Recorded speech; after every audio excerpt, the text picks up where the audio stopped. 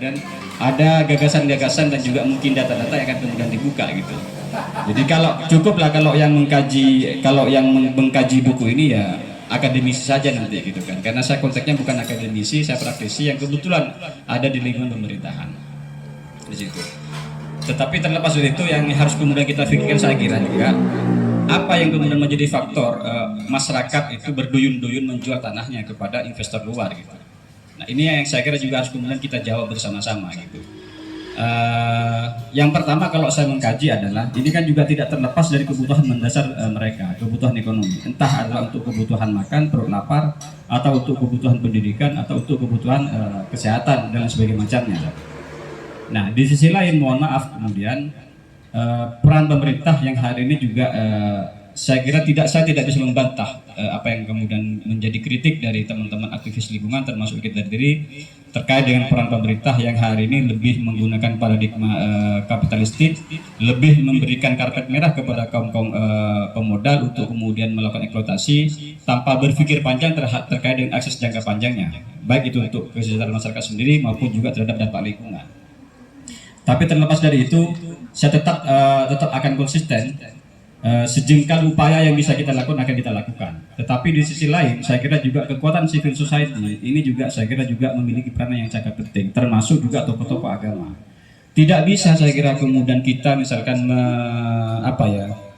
mencoba melakukan doktrin kepada para warga, tolong jangan dijual tanah, tolong jangan dijual. Saya kira tidak hanya cukup dengan doktrin agama, doktrin budaya bahwa tanah sangkulan itu adalah jual karena tanah itu jual deki akan menghadirkan malapetaka. Itu benar sebagai bagian dari mitos kebudayaan kita. Tetapi ketika sudah bersandingan dengan kebutuhan mendasar warga, ini saya kira tidak bisa menemukan. Saya kira kita akan runtuh di situ. Ketika sudah berkaitan dengan tabu, mulai berkaitan dengan tabu, kebutuhan mendasar, abak butuh ngakan misalkan, yang nggak ada pilihan lain bagi mereka, ya kecuali hanya menjual ladangnya. Nah, saya kira ini yang harus kemudian kita jawab juga gitu sebagai aktivis lingkungan, sebagai kekuatan civil society, termasuk saya berharap sebenarnya kepada tokoh-tokoh masyarakat agar tidak memposisikan diri hanya sebagai pemberi doktrin saja, tetapi saya punya harapan lebih dari itu. Entah bagaimana misalkan saya contoh kemarin ketika saya mencoba ketika saya melihat ternyata di rumah itu sudah saya kecolongan, sudah ada banyak tanah di lereng-lereng gunung yang ternyata itu juga masuk peta tambang fosfat, sudah banyak keluar dibeli oleh investor dan perantaranya orang lokal lagi gitu. Hanya dengan bermodalkan keuntungan dari sekian persen dari penjualan sehingga kemudian mereka menggadaikan tanah kita demi kepentingan sesaat mereka, tapi nggak berpikir tentang dampak bahayanya gitu. Akhirnya kemudian saya menginisiasi Kiai, karena kebetulan tanahnya murah-murah. Akhirnya saya menginisiasi, saya beli. Ya kalau begitu saya ikut andil di dalamnya, saya juga akan beli. Montai mekibel ya saya juga akan ngerjain saya. Akhirnya kemudian saya dikasih jatah lahan di situ, saya beli tanah 1 hektar Kiai 35 juta. Itu tanahnya tanah produktif meskipun tanah lereng gunung. Tas sumber kapok. Di tasnya sumber kapur namanya itu di rumah sumbernya subur, itu ladangnya masih tak angkat tingkat ya, bahkan tanah lereng gunung. Tetapi pada waktu itu ketika saya survei itu sedang ditanami jagung dan subur gitu. Ternyata tanahnya saya beli 1 hektar lebih itu hanya 35 juta. Itu pun 35 juta itu sudah bersih dengan anggaplah biaya pengadaan. Harga realnya ternyata 32 juta. Tetapi saya beli untuk tidak kemudian dijual juga, tetapi saya beli dan ketika saya sudah beli, saya panggil orang yang punya. Tetap ini tanah ini akan saya berikan ke kamu untuk kemudian mengistilahkan Pak Paronagaban. Silakan ini digunakan cocok tanam Pak Paronagaban. Terserah, nggak ada persentase pemberian. Sepenting kok benda tahun lah, beri macam benda beri tak beri tanjiban. Tapi saya minta tolong tanah ini dilestarikan untuk kemudian dicocok tanamnya. Gitu. Di situ. Dan sekarang saya juga sedang mencari juga ya orang-orang yang kemudian ketimbang. Tetapi semangatnya saya bukan semangat untuk kemudian mengumpulkan, tidak gitu. Tapi sebisa mungkin saya tidak mendorong mereka untuk menjual Kiai. Saya tidak mendorong mereka untuk menjual. Tetapi kalau sudah Anda terpaksa untuk menjual tanah ini, tolong jangan komunikasi dengan orang luar. Coba komunikasi dengan saya. Kalau saya mampu, saya usahakan mampu. Mun misalkan tak mampu, apa yang menjadi faktor Anda untuk menjual? Mun misalkan saya bisa betul manajemen kan. Maksud saya adalah bisakah kita misalkan juga memposisikan diri sebagai tokoh-tokoh baik itu tokoh-tokoh agama. Saya kira peranan tokoh agama cukup penting, tetapi tidak cukup hanya dengan doktrin. Ini yang saya katakan, tidak hanya cukup dengan doktrin. Kita harus memahami suasana batin masyarakat kita terkait dengan kebutuhan mendasar mereka apa yang menjadi faktor mereka sampai kemudian mereka tidak ada pilihan lain kecuali menjual tanahnya gitu. Nah, ketika ini bisa kita pahami bersama dan syukur-syukur kemudian kita bisa memecahkan persoalan problemnya, saya kira kemudian mereka juga akan memiliki sikap yang kuat lagi, pendirian mereka akan kuat untuk tidak menjual tanah itu gitu. Dan tidak ada jalan dan sejauh pengamatan saya, faktor yang paling dominan itu adalah yang berkaitan dengan peran ekonomi mereka gitu. Mereka tidak punya mata pencaharian dan sebagainya macamnya itu. Lalu kemudian juga ya saya masuk juga kalau peran pemerintah kan sebenarnya peranan kita ketika bicara mengenai peranan pemerintah dalam konteks ini, saya kira hanya ada dua peranan pemerintah. Yang pertama ya peranan secara regulatif, proteksi secara regulatif, bagaimana kemudian juga bisa memberikan perlindungan secara regulasi, entah melalui perda-perda dan sebagainya macamnya. Yang kedua, ya lihat kebijakan, saya kira, lihat kebijakan. Contoh misalkan, saya tadi konfirmasi ke staf bagian hukum, ternyata benar ini sudah NA-nya juga sudah selesai tentang perda tentang agraria, lalu kemudian juga draftnya sudah selesai.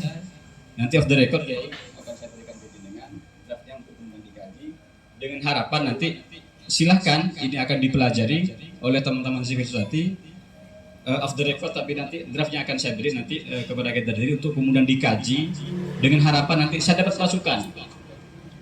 masukan karena memang dalam konteks penyusunan perda idealnya itu juga harus ada peranan dari kelompok civil society, ada partisipasi aktif dari warga, salah satunya misalnya dari pegiat-pegiat ini. Jadi silakan nanti saya akan welcome, akan saya berikan nanti kepada teman-teman untuk kemudian dikaji dengan harapan nanti ada pemberian rekomendasi resmi, entah lewat fraksi atau lewat pansus nanti akan diberikan, tapi off the record itu tidak takut dibocorkan gitu.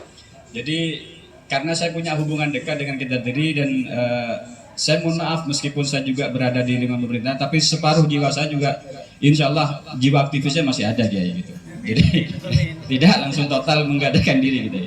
Jadi ketika sudah berkaitan dengan hal-hal yang sangat substansial, yang berkaitan dengan hajat hidup orang banyak, apalagi berkaitan dengan dampak lingkungan, saya insya Allah hari ini masih konsisten untuk tetap berada di garis itu gitu dengan teman-teman semuanya. Itu. Tetapi begini yang juga menjadi dilema Kiai ketika bicara pemerintah Kabupaten Sumeneb. Itu. Bahwa otonomi daerah hari ini itu sudah terkebiri Kiai. Jadi peranan pemerintah daerah hari ini itu hanya kalau di persentase tidak lebih dari 30%. Karena semua kebijakan itu semuanya didikte oleh pusat. Mulai dari penggunaan dana APBD misalkan. Katakanlah penggunaan dana APBD. Hari ini setiap tahun ketika kita ingin membuat sebuah perencanaan APBD, itu pasti akan keluar yang namanya Permendagri tentang pedoman penyusunan APBD. Dan kita nggak boleh lepas dari itu. Kalau lepas dari itu, dianggap tidak sah dan tidak akan disetujui sebagai APBD yang sah gitu.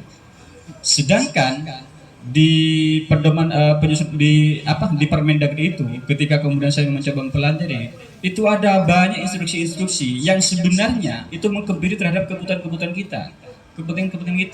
Lalu kemudian saya berpikir apa gunanya ada musrah baca? Apa gunanya ada reses misalkan? Apa gunanya kita datang sidak, nanya kebutuhan masyarakat ini. Sedangkan kita itu sudah didikte dari sisi kodifikasi dan nomenklatur kegiatan. Nggak bisa kita contoh misalkan kita ingin menganggarkan karena ada makam misalkan kita mau kita pagari misalkan. Ya kalau di kodifikasi dan nomenklatur kegiatan nggak bisa kita. Padahal itu menjadi kebutuhan masyarakat di sana. Itu. Belum lagi misalkan hari ini, misalkan ketika bicara muncul lagi hari ini ada spesifik grant yang lebih spesifik lagi, dana spesifik grant yang lebih spesifik lagi. Padahal kita sudah mengesahkan APBD, hari ini dituntut lagi ada instruksi Permendagri yang mewajibkan kepada kita semuanya untuk melakukan rasionalisasi anggaran sebesar 45 miliar. Yang dialokasikan bagus pengalokasinya, yang dialokasikan satu untuk sektor pendidikan, 2 untuk sanitasi air. Itu. Padahal ketika bicara konteks pendidikan, misalkan hari ini sebelum ada dana spesifik grant, itu persentase anggaran untuk pendidikan itu sudah 30%. Padahal di amanat undang-undang kan minimal hanya 20%. Artinya kita sudah memenuhi 20%. Itu kan kita sudah tertunaikan instruksi undang-undang. Tapi kita itu sudah 35% lebih. Sedangkan kualitas pendidikan kita misalkan ini masih, mohon maaf, ini masih banyak temuan-temuan yang jauh dari ideal ya. Belum lagi misalkan ada banyak kebutuhan-kebutuhan mendasar yang secara terpaksa harus kemudian kita abaikan demi instruksi dari Permendagri dan sebagainya macamnya. Apa kemudian isyarat yang ingin kemudian saya sampaikan, bahwa kita sebenarnya diberikan mandat otonomi daerah, tetapi hari ini sebenarnya sudah terkebiri. Itu hanya soal-soal ngapusi saja. Contoh yang paling krusial lagi misalkan berkaitan dengan persoalan sempadan pantai misalkan, yang sebelumnya kita punya otoritas penuh untuk kemudian mengatur dampak lingkungan di pantai. Kalau dulu sebelum adanya perda tentang sempadan pantai yang ada di Provinsi Jawa Timur, keberadaan tambak udang itu kita punya kewenangan sebenarnya Kiai. Sebelum itu kita punya kewenangan mutlak untuk kemudian menertibkan, mengatur mereka, bahkan memberikan sanksi. Tapi hari ini kita nggak bisa ngapa-ngapain dengan keberadaan tambak udang yang di daerah Lapadaya, Gapura, Batang-Batang itu. Kita nggak bisa ngapa-ngapain, kita nggak bisa memberikan saksi, kita nggak bisa memberikan pengawasan kepada mereka. Lawang izinnya semuanya dari pusat dan provinsi, pembinaannya semuanya juga dari pusat dan provinsi, termasuk pemberian sanksinya pun juga dari pusat dan provinsi. Sedangkan mereka melakukan aktivitas tambang di daerah kita, lah kita nggak diberikan otoritas untuk kemudian mengawasi dan memberikan sanksi ketika ada pelanggaran-pelanggaran lingkungan yang mereka lakukan. Ini kan juga lucu. Ketika kita menyampaikan kepada provinsi, ke dinas perikanan, ya akan kami tindak lanjuti, ya itu aja gitu. Tetapi faktanya nggak ada gitu yang terjadi. Nah, ini yang kemudian saya sampaikan, saya secara pribadi misalkan berada di pemerintahan ini mengalami yang namanya ambiguitas itu. Terjadi ambivalen. Karena apa? Di sisi lain saya kemudian dianggap oleh konstituen saya, oleh masyarakat, bahwa DPR itu bisa segala-galanya. Padahal tidak segala hal kita bisa lakukan gitu, di situ. Dan 4 tahun saya sudah berada di pemerintahan, fakta yang saya hadapin hari ini ya seperti itu.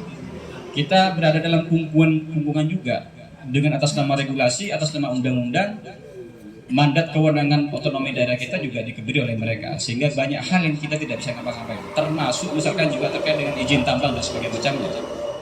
Nah, tetapi kita tidak mau menyerah gitu. Saya masih meyakini dengan gerakan masif yang dilakukan oleh teman-teman civil society, saya yakin semua ini bisa kita lakukan. Dan saya kira sudah banyak contoh di daerah-daerah yang lain yang kemudian mengharuskan kebijakan keinginan pusat itu yang mengharuskan harus kemudian ditunda, bahkan ditiadakan. Karena apa? Karena adanya kekuatan-kekuatan civil society yang viral, yang masif yang dilakukan. Jadi harapan kami sebenarnya sebagai bagian dari pemerintahan daerah sebenarnya Kiai sama. Kalau Kiai berharap kepada kami juga sama berharap kepada teman-teman kelompok civil society ini juga lebih masif untuk kemudian membangun gerakan-gerakan gerakan-gerakan misalkan gerakan lingkungan dan sebagainya macamnya di situ. Lalu kemudian terakhir dari catatan saya kemudian untuk dijadikan sebagai catatan di buku ini gitu. Jadi ketika bicara semua pola-pola model-model advokasi yang kita lakukan, misalkan mohon maaf selama ini saya mengamati ya, saya menilai bentuk advokasi yang kita lakukan masih di ranah non litigasi. Kita masih belum bisa masuk mengintervensi di wilayah sistem dan sebagainya macamnya gitu. Jadi kalau hanya di wilayah non litigasi, saya kira kemudian maksimalisasi dari output tujuan kita ini saya kira cukup pesimis kalau di wilayah itu. Artinya apa? Perlu ada diaspora gerakan, perlu ada peremajaan dan inovasi gerakan-gerakan. Saya kira buku ini juga menjadi pemantik awal bagi kita. Saya berharap nanti ini juga bisa dibedah sampai ke pelosok-pelosok dengan harapan bukan literally membaca esainya gitu. Karena kalau membaca buku ini kan ada lebih banyak yang bernarasi, ada yang berbentuk opini dan juga yang bentuk cerita gitu. Tetapi spirit yang saya tangkap dari ini adalah sebenarnya ada Kemendagri ingin mengajak kepada kita semuanya, menggugah semangat kita. Ayo, bahwa persoalan agraria ini bukan persoalan sepele gitu. Ini persoalan jangka panjang yang berkaitan dengan lingkungan kita. Karena kalau kita lengah sedikit saja, jangan salah, 5-10 tahun yang akan datang, kita akan menjadi tamu di rumah kita sendiri gitu. Dan fenomena ini sudah banyak gitu saya kira. Terkait dengan tambak udang, penguasaan tambak udang yang skala besar semuanya, rata-rata orang luar semuanya di situ. Sedangkan peranan masyarakat sendiri nggak ada sama sekali di situ. Jadi ke depan saya ingin mendorong, entah nanti lewat apa, saya nanti akan dalam waktu dekat juga Kiai, mohon berkenan juga akan mengundang Kiai juga nanti ke rumah. Saya akan juga akan kumpulkan teman-teman kelompok-kelompok pemuda desa yang sudah berbentuk komunitas juga, untuk mohon juga untuk bisa diberikan injeksi semangat agar kemudian supaya mereka juga punya kepekaan terhadap lingkungan Kiai ke depan. Jadi karena ini membahayakan. Jadi ke depan yang pertama memang ayo kita bikin gerakan-gerakan agar supaya kemudian tanah Sangkolan yang selalu diceritakan oleh Kemendagri itu tidak dengan mudah kemudian diberikan kepada orang lain dengan dijual gitu. Yang kedua, kalaupun harus kemudian dikelola, ya ayo bagaimana kemudian keterlibatan kita itu harus diutamakan gitu. Jangan kemudian mereka harus diberikan lalu kemudian selesai tanpa ada peranan dari kita juga. Kita harus menjadi pengawal di situ.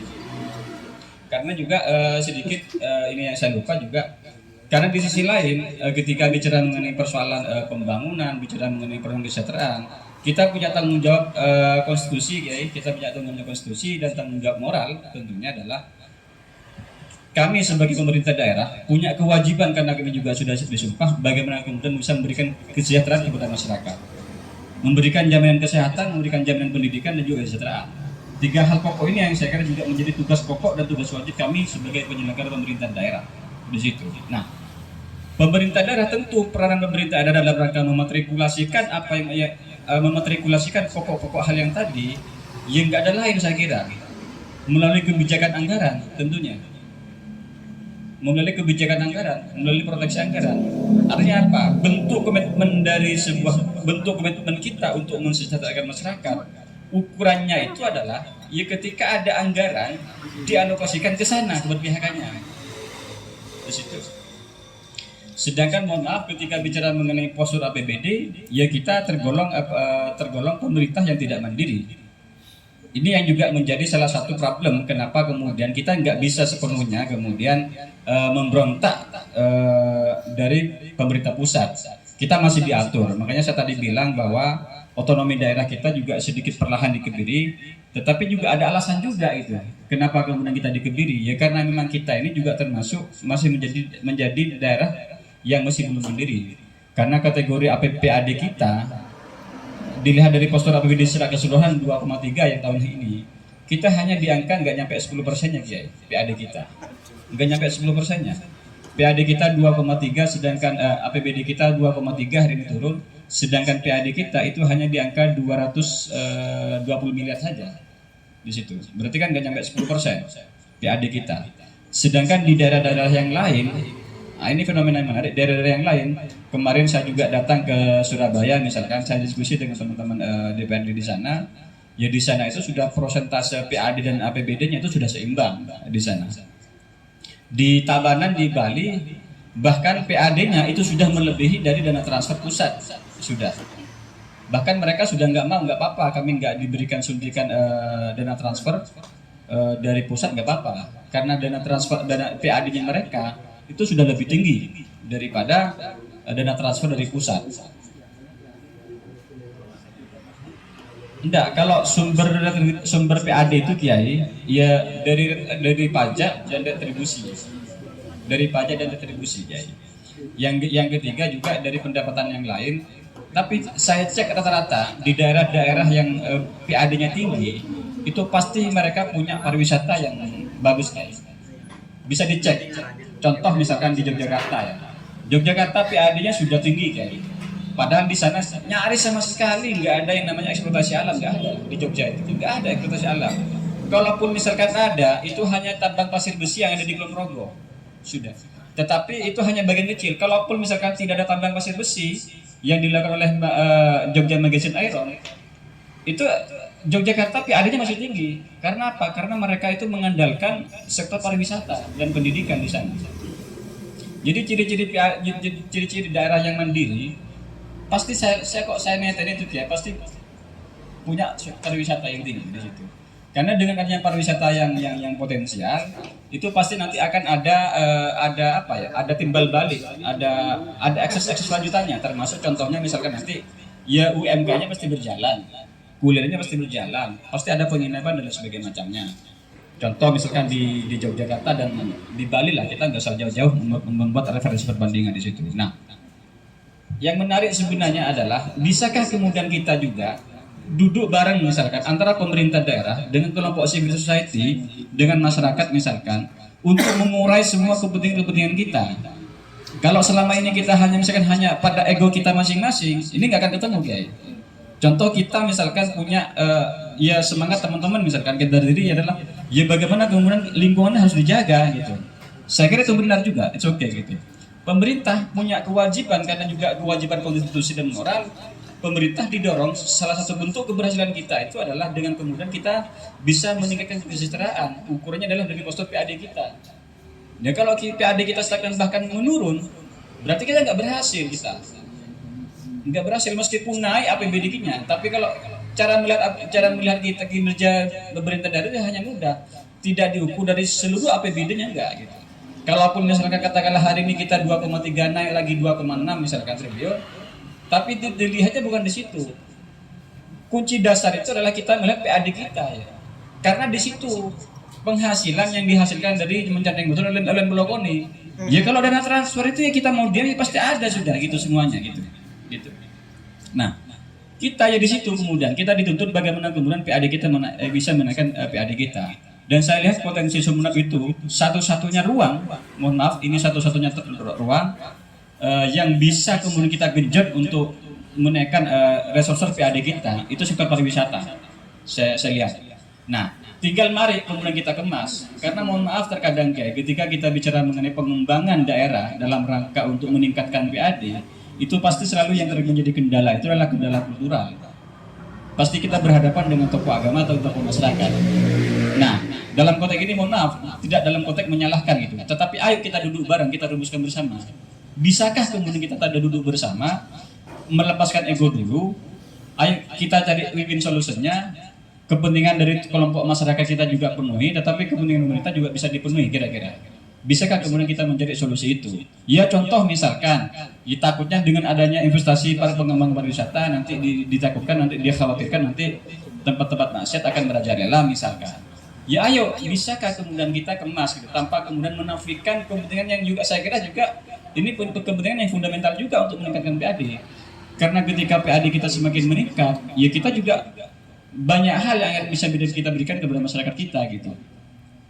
Nah, saya kira itu 4 hal itu yang kemudian menjadi pointer saya untuk kemudian menjadi perangsang, dan mudah-mudahan ini tidak cukup di sini gitu lah. Ini hanya rangsangan dan ayo ini dibikin gerakan taktis entah lewat FGD, entah lewat apa, lewat kajian-kajian yang akan kemudian diberikan rekomendasinya nanti kepada DPRD seperti kayak kemarin advokasi yang dilakukan oleh kita diri terkait dengan tanah fosfat. Ini saya kira menarik, dimulai dulu dari diskusi-diskusi, lalu kemudian datang dengan mengumpulkan para kiai-kiai hadir ke DPRD Sumeneb, lalu kemudian puncaknya di mana, di Ampunten, di Ketaifor, dipanggil semua bupati dan juga perwakilan anggota DPRD bikin kesepakatan di situ. Ya mudah-mudahan kesepakatan itu tetap masih enggak dikhianati gitu ya. Karena mohon maaf sebentar lagi memang juga Perda Agraria akan dibahas dan juga Perda RT RW akan segera dibahas ya. Jadi tapi nanti sebagai bentuk komitmen saya, sebagai bentuk wujud nyata saya nanti bahwa jiwa aktivis masih ada, saya malah senang ketika nanti kemudian draft itu nanti akan dikaji oleh teman-teman sivitas akademika dan juga para pegiat civil society gitu. Karena saya beda gitu, bukan kemudian kita tidak mau melibatkan mereka. Kalau bagi saya malah lebih bagus. Karena apa? Karena hasil produk dari perda itu nanti akan memenuhi semua unsur gitu, termasuk keterwakilan partisipasi masyarakat publik juga ada di situ. Jadi nanti filenya akan saya berikan kita diri untuk kemudian dibahas. Syukur-syukur nanti ada rekomendasi yang diberikan kepada saya. Tinggal bagian saya nanti akan kemudian mencak-mencak di legislatif untuk kemudian diperjuangkan. Saya kira itu apa